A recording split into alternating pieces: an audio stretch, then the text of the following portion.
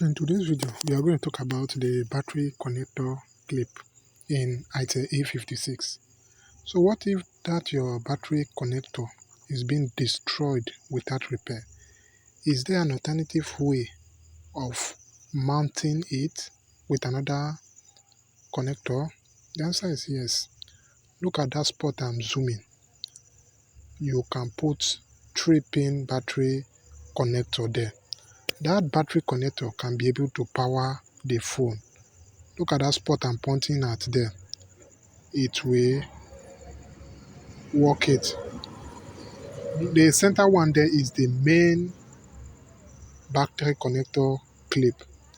But what if it is being destroyed or broken beyond repair? That spot I'm pointing at there can be able to work it. You can either use battery with wire or you use battery connector. You can solder it there and use it. It will work directly. But some people will prefer to use wired battery in order to put it at that 3 spots there. So when you put it, it can still power the phone. That is another trick I've learned.